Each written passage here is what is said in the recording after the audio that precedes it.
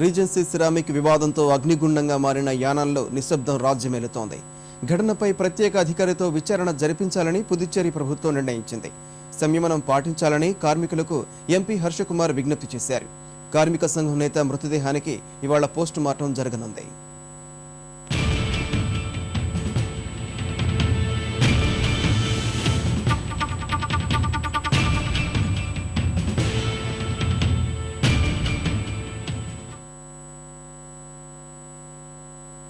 Regency ceramic వివాదంతో రగిలిన యానాంతో పాటు Kakinada రీజియన్లో 144 section ఆంక్షలు కొనసాగుతున్నాయి. రీజెన్సీ ఆస్తులు కాలి బూడిద అయ్యాయి.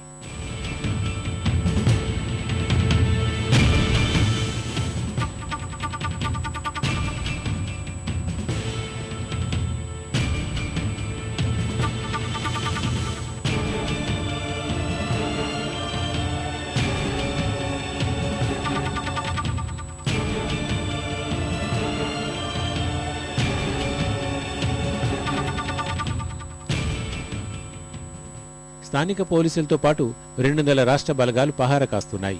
కార్మిక నాయకుడు మురళీమోహన్ మృతదేహానికి కాకినాడ ప్రభుత్వ ఆసుపత్రిలో పోస్టుమార్టం నిర్వహించనున్నారు. గాయపడిన కార్మికులకు అదే ఆసుపత్రిలో చికిత్స కొనసాగుతోంది.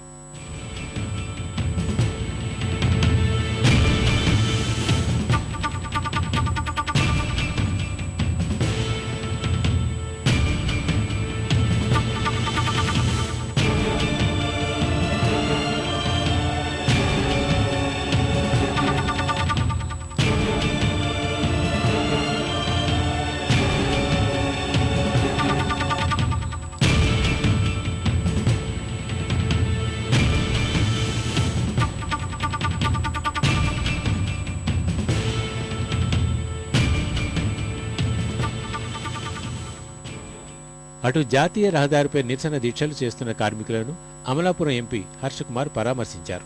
మురళీమోహన్ కుటుంబానికి సానుభూతి తెలిపారు. ఈ ఉదంతంపై విచారణకు ప్రత్యేకాధికారిని నియమించాలని పుదుచ్చేరి ప్రభుత్వం నిర్ణయించింది. పుదుచ్చేరి ఎస్పీ, 2 ఐజీలు కూడా యానాంలో పర్యటించనున్నారు.